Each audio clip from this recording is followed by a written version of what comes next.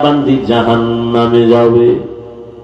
আল্লাহ বলেন আমাকে খুশি কর, এই নামাজ পড়ি, বয়ান করি, রোজা রাখি, তেলাওয়াত করি, সব আমলের একটাই টার্গেট, আমার আল্লাহরে খুশি করে চলো।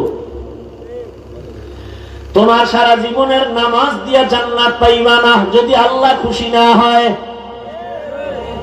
সারা জীবনের রোজা রেখে জান্নাত পাওয়া যাবে না যদি আমার আল্লাহ খুশি না হন।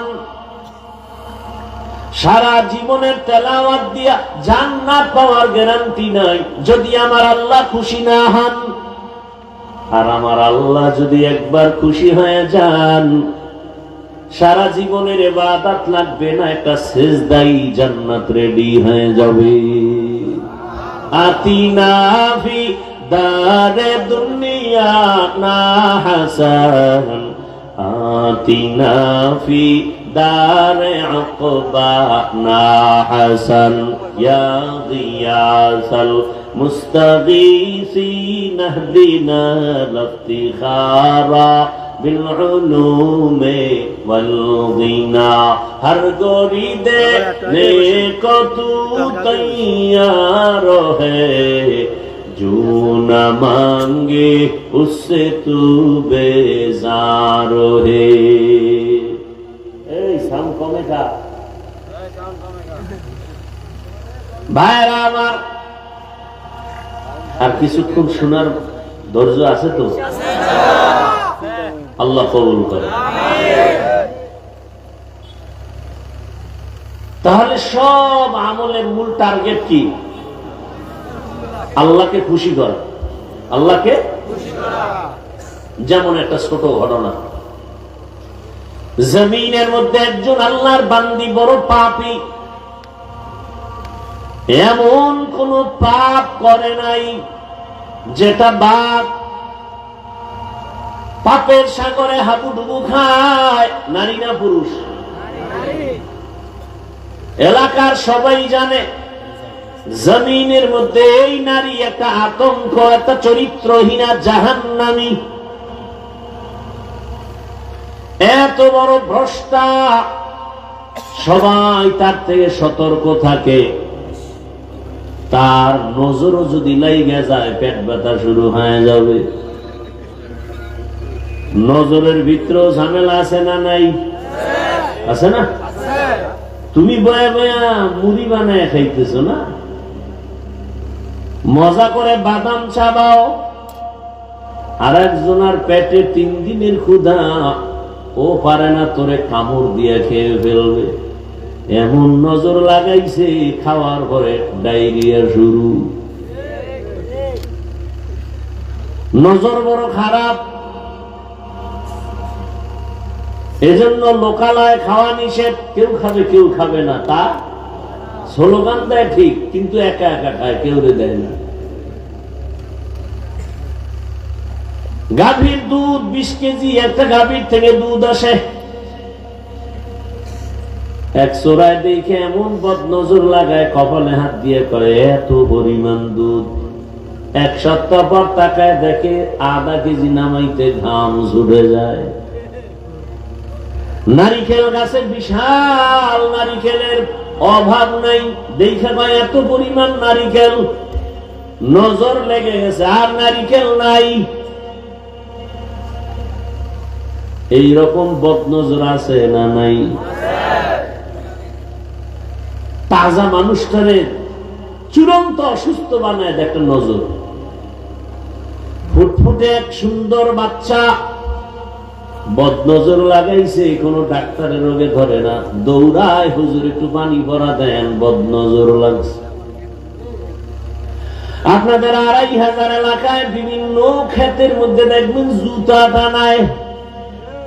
টানায় না কেন? জুতা হইলে একটা বরকতি জিনিস, নমরুদের গালে লাগছে না, এটা টানাইলে ফসল বেশি হবে না? বদনজর বড় খারাপ।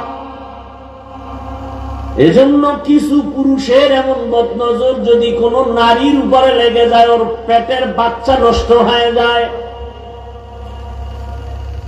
আবার কোন নারীর বদনজর যদি পুরুষের উপরে লেগে যায়, কেমন যে কঠিন বদনজর।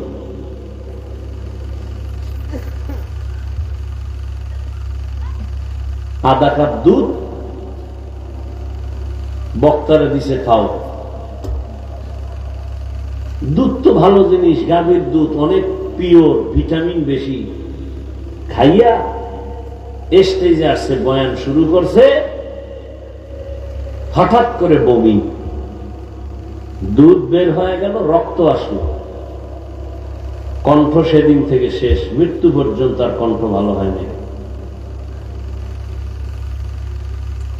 এবার বুঝেন বদনজর কত খারাপ জিনিস।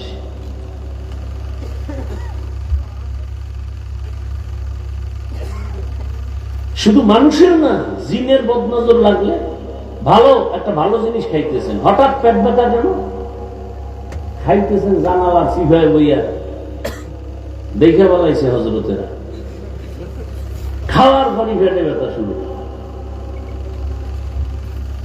বদনজর বড় খারাপ। ওই এলাকার জাহান্নামী নারী, এমন কোন গুনাহ নাই যেই গুনাহ ওই আল্লাহর বান্দি করে নাই। আল্লাহর কুদরত একদিন রাস্তা দিয়া চলে যায়, হেঁটে হেঁটে গান গায়, হঠাৎ করে তাকায় দেখতেছি রাস্তার কিনারায় একটা কুকুর ক্ষুধা পানির পিপাসায় জিহ্বা বের করে কান্না করে। ওই জাহান্নামী নারীর অন্তরের মধ্যে বড় মায়া জন্ম হয়ে গেল। একটু যদি পারতাম আমি কুকুরকে পানি দিতাম, কুকুরের কলিজা ঠান্ডা হয়ে যেত। চোর হইল মানুষ বালা, কোথায় পাই পানি, আশেপাশে তালাশ করা শুরু করলো, খুঁজে খুঁজে এক বাগানের পেছনে একটা পানির কূপ পেয়ে গেল, কিন্তু পানি অনেক নিচে, উঠাবার কোনো পাত্র নাই। ও জাহান্নামী নারী পেরেশান হয়ে গেল, একটু পানি যদি দিতে পারি আমার দিনটা বড় শান্ত হয়ে যাবে, কুকুর খুশি হয়ে যাবে। পানি পেয়েছি ঠিক, তবে পানি উঠাবার কোনো পাত্র আমার হাতে নাই। আল্লাহর বান্দি পেরেশান হইয়া, পায়ের মধ্যে ছিল চামড়ার মুজা লাগানো, মুজা খুলে ফেলছে, মুজার ভেতরে পানি উঠাবে মনে করে, দেখে পানি আরো নিচে। এখন কেমনে উঠাবে? আল্লাহর কুদরত, মাথার মধ্যে একটা হঠাৎ বুদ্ধি চেপে গেল। মাথায় ছিল একটা ওড়না লাগানো, বড় একটা ওড়না, ওড়নার এক মাথা অংশ খুলিয়া মুজার সাথে বেঁধে দিয়া এরপরে কূপের থেকে পানি উঠাইল। একটা জাহান্নামী নারী মাথায় ওড়না লাগায়, তা অনেক বড়, আর আমার মুসলমান বোনের কোন ওড়না নাই। যাও আছে এত ছোট খাটো যে মাফলার মতো গলায় ফ্যাশন হিসাবে রাখে, ওড়না পরার কোনো প্রয়োজন মনে করে না। মনে হয় যেন তারা খুশি হইতো যদি দেশটা বেশ্যার আড্ডাখানা বানানো যাইত।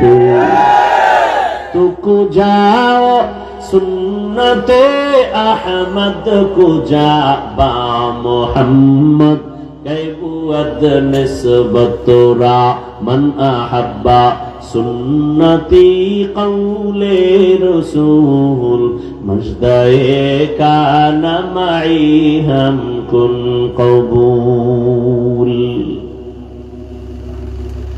আল্লাহর বান্দির ওড়নার একটা অংশ খুলিয়া চামড়ার মুজার সাথে বেঁধে পানি উঠাইয়া দ্রুত গতিতে গিয়া ওই পানি কুকুরকে পান করায় দিল।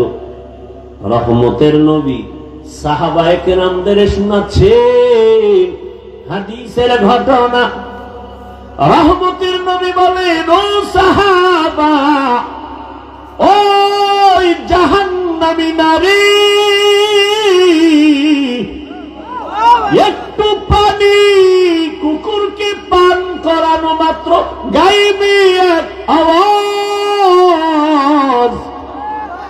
অদৃশ্য এক আওয়াজ, গায়বী আওয়াজ আসতেছে, ও আল্লাহর বান্দি, কুকুরকে পান করায় পানি পান করিয়েছো, গায়বী আওয়াজ তোর জীবনের সব গুনাহ মাফ হয়ে গেছে।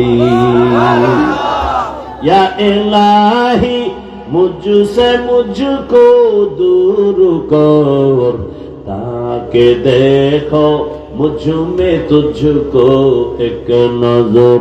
ইয়া ইলাহি तू मेरा माबूद है, या इलाही तू मेरा माशूक है। ঘটনাটা টানছিলাম একটা পয়েন্টকে টার্গেট করে। ইবাদত যা করি, নামাজ রোজা, সব কিছুর মূলে কাকে খুশি করা? ইন্না সালাতি ওয়া নুসুকি ওয়া মাহইয়ায়া ওয়া মামাতি লিল্লাহ ওয়া মামাতি লিল্লাহি রাব্বিল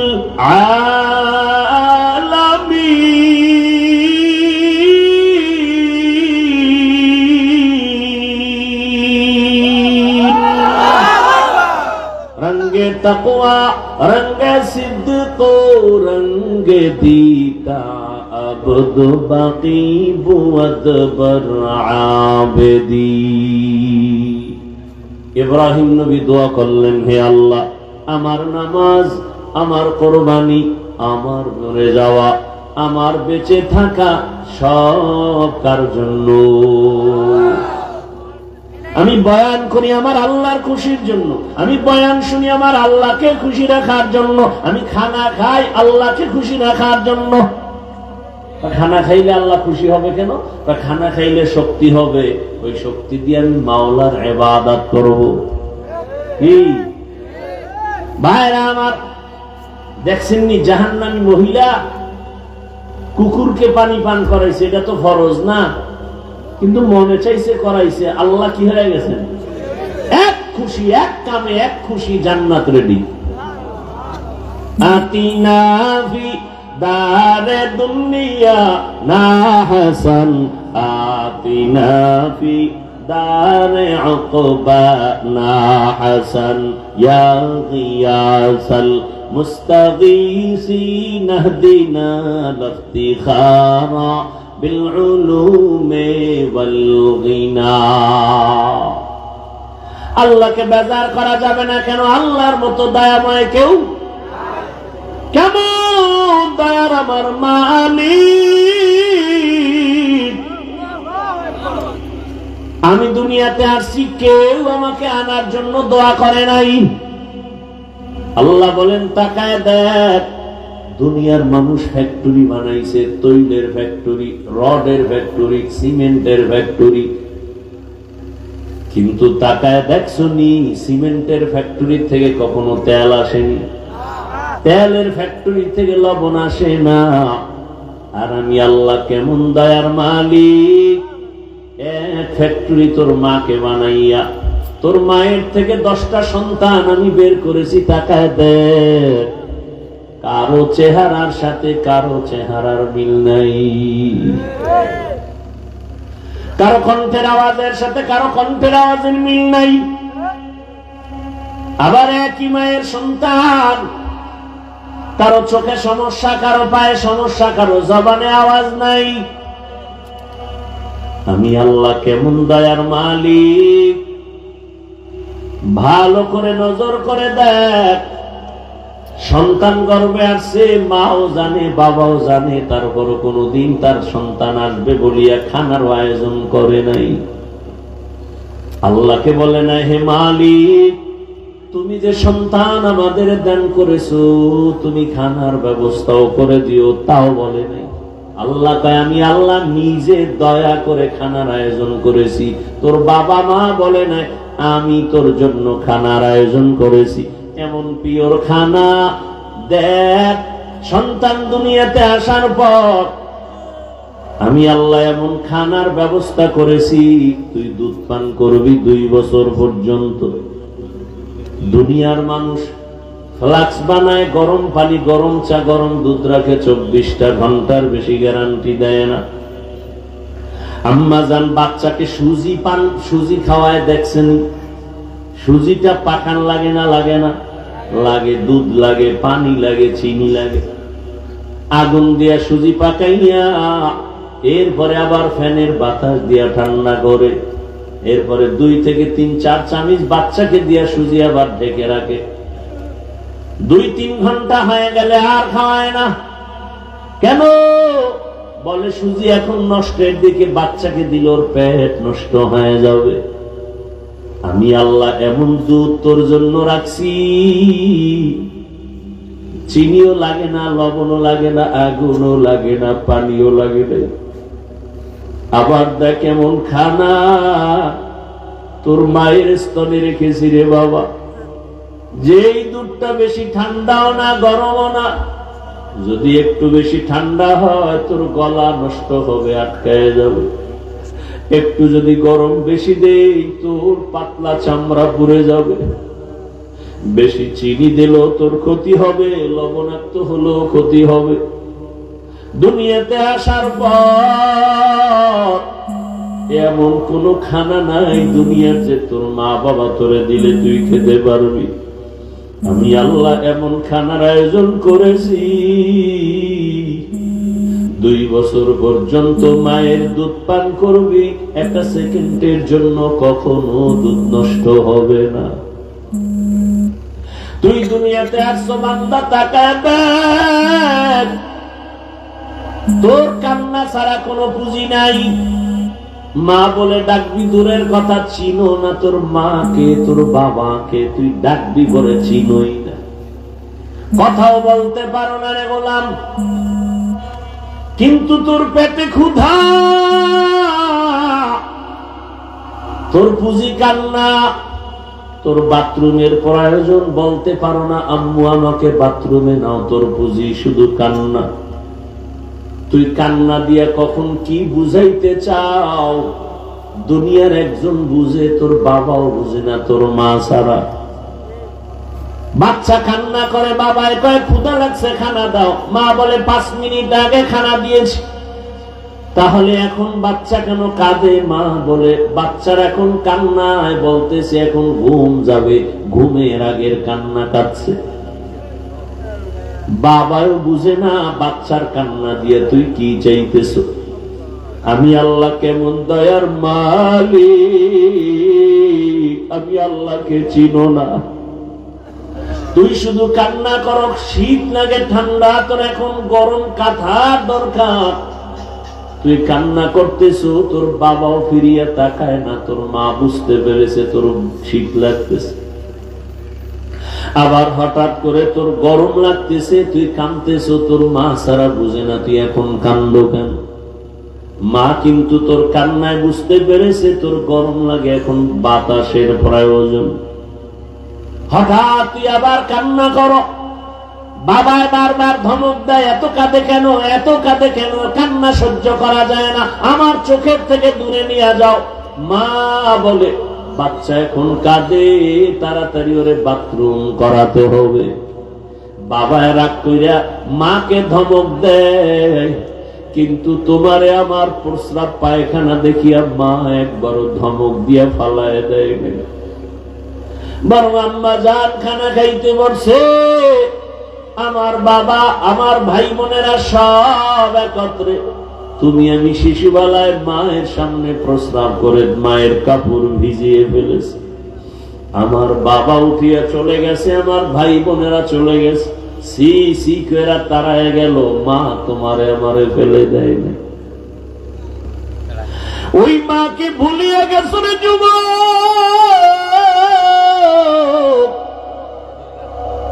ওই মায়ের কোন দিন কত বাজে কথা বলে কাঁদাইছো। ওই মার দোয়া ছাড়া তুই বড় হতে পারো নাই। ওই মা বাবার দোয়া ছাড়া আমি হাফিজুর রহমান ওই জায়গায় বসতে পারি নাই। ও টাকাওয়ালা বাবারা, ও বাড়ির মালিক, ও গাড়ির মালিক, কিসের বাহাদুরি করো তোমার বড় হওয়ার পেছনে, শিক্ষিত হওয়ার পেছনে মায়ের কত চোখের পানি। ওই মায়ের চোখের পানি আর দোয়া না থাকলে মাওলানাও হতে পারতা না, টাকার মালিক হতে পারতা না, সম্মানের চেয়ার পাইতা না। ওই মা কত রাত ঘুমাতে পারেন নাই, কতবার খানার প্লেট নিয়েও খেতে পারেন নাই। ওই মাকে যারা কষ্ট দিছো, জীবন বোধহয় ধ্বংসের পথে চলে যাচ্ছে। আজকে মোবাইলের আপন বানায় নিছো, মাকে আপন বানাইতে পারো নাই রে গোলাম। যারা মা বাবার সাথে ভালো ব্যবহার করতে পারে না, ওরা আমার মাওলাকেও মেনে নিতে পারে না। যারা আমার মা বাবার সাথে ভালো আচরণ করে, ওরা আমার মাওলার সাথেও ভালো আচরণ করে। ও বাবা, মায়ের জীবনের কষ্টের ঋণ কিভাবে আদায় করবা?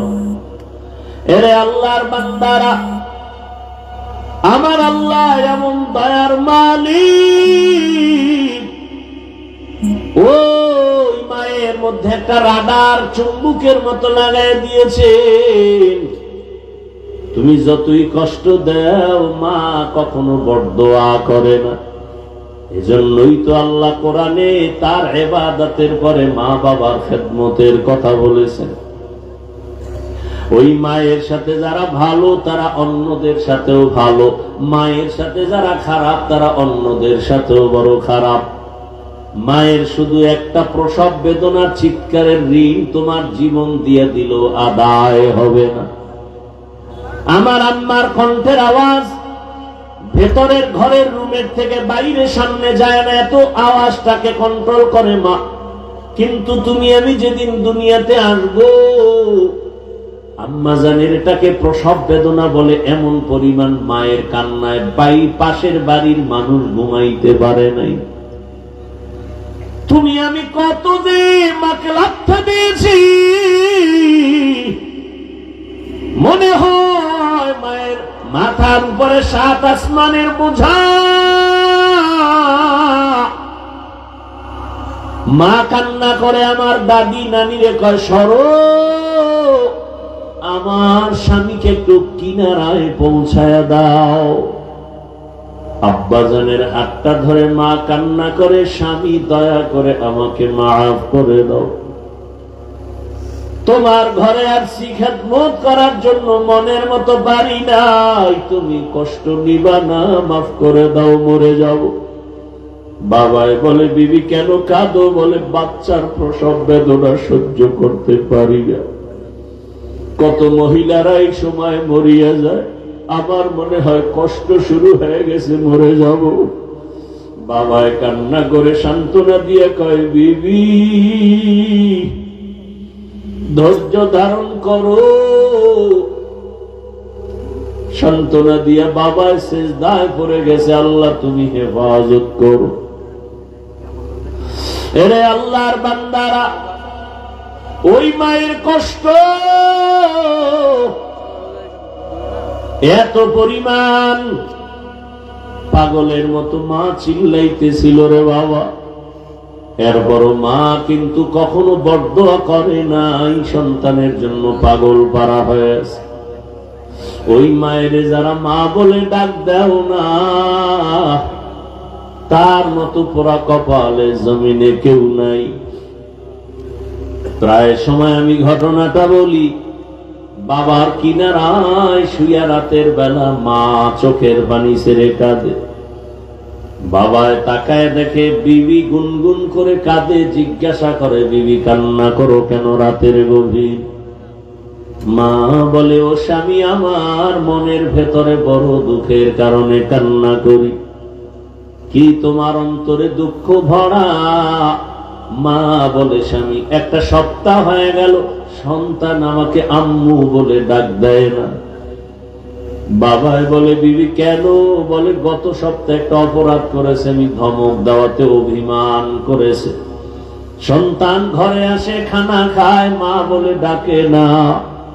বাবাই বলে, বিবি ধৈর্য ধারণ করো, খানা খাও, ঘুমাও, সন্তান ভুল বুঝে এসে ক্ষমা চেয়ে নিবে। মা একটা চিৎকার দিয়ে কয়, স্বামী আমার, আমি যতবার ঘুমানোর চেষ্টা করি আমার চোখের মধ্যে ঘুম আসে না।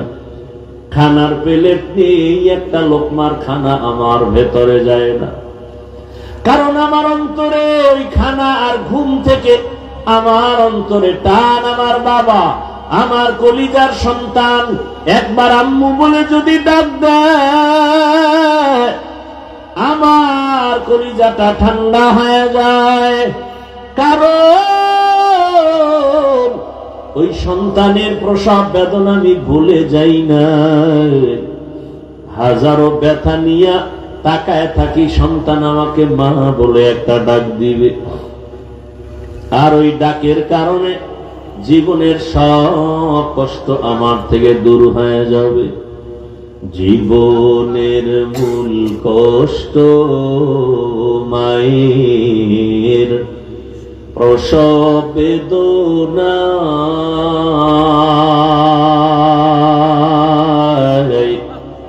সাত আসমান সাত জামিন তখন মায়েরই মাথায়। আমার সুন্দর মুখ দেখে মায়ের, আমার সুন্দর মুখ দেখে মায়ের ব্যথা যায় দে হাসাইয়া। ও আমার প্রাণের মা, মা গো মা, কোথায় গেলে মোরে ছাড়িয়া? জনম দুঃখী ইয়াতীম আমি, চাই না কেহ ফিরিয়া। আমি যখন ছিলাম আমার মায়েরই উদরে, চলাফেরা করলেন যে মায় কত কষ্ট করে। এমন মাকে কেমনে আজি, এমন মাকে কেমনে আজি যাব আমি ভুলিয়া। ও আমার প্রাণের মা, মা গো মা, কোথায় গেলে মোরে ছাড়িয়া? জনম দুঃখী ইয়াতীম আমি, চাই না কেহ ফিরিয়া। মাগো আমি ইয়াতীম বলে সবাই দেয় তারাইয়া, দুঃখের সাথে দিন কাটাই মা, পেটে ক্ষুধা নিয়া। ঘুমের মাঝে মাকে দেখে, ঘুমের মাঝে মাকে দেখে কেন্দে দেই বুক ভাসাইয়া। ও আমার প্রাণের মা, মা গো মা, কোথায় গেলে মোরে ছাড়িয়া? জনম দুঃখী ইয়াতীম আমি, চাই না কেহ ফিরিয়া। এই ময়দানে জানি না কে বাবা হারায়াতীম, কে যেন মা হারা অসহায়। জীবনে আর বাবা বলে ডাক দিতে পারবা না, জীবনে আর মায়ের চেহারাটাও দেখবা না। মোনাজাতের পরে সবাই বাড়ি যাবা। অনেকের মা বাবা যারা বেঁচে আছে গিয়া দেখবা এখনো মা ঘুমায় না, অপেক্ষায় বসে আছি।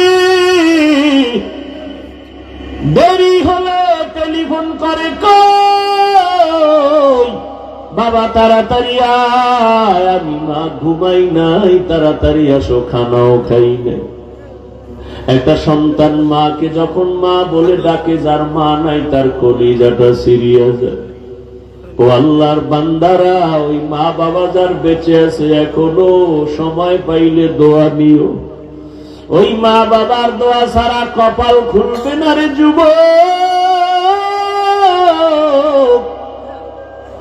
ওই মা বাবারে কাঁদাইও না, কষ্ট দিও না, পারলে দোয়া নিও।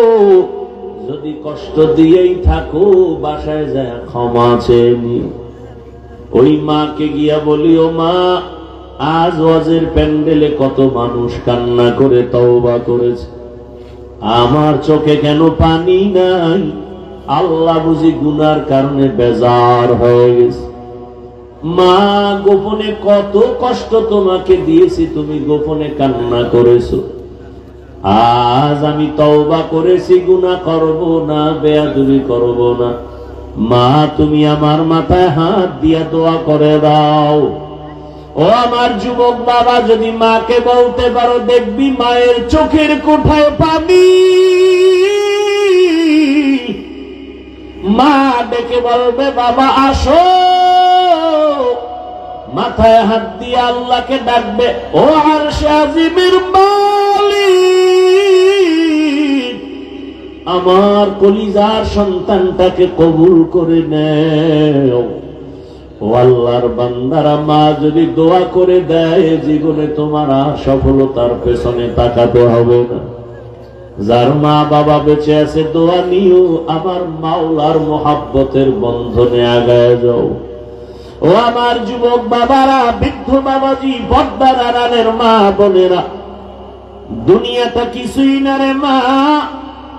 একদিন চোখ বন্ধ হয়ে গেলে সব অন্ধকার হয়ে যাবে। গায়ের জামাটা বেলেট দিয়া কেটে কেটে রেখে দিবে। মা কাঁদবে, বাবা কাঁদবে, তাড়াতাড়ি কাফন কিনে আনো। টেলিফোন করবে, ইমাম সাহেব আমার ছেলেটা বেঁচে নাই, জানাজা না পড়ায় কোথাও যাবেন না। এরে তোমার গায়ের জামা খুলিয়া সাদা কাফনের প্যাকেট বানানো হবে।